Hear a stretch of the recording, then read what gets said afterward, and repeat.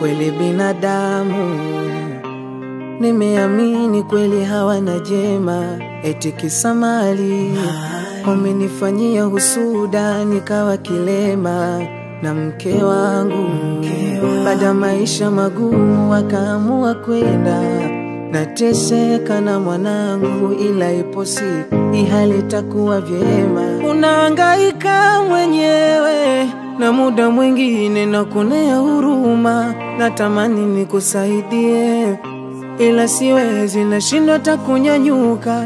Tegemezi langu ni wewe, ila muda mwingine roho yangu inasita. Naona kwa kuwa ni mtoto wa kike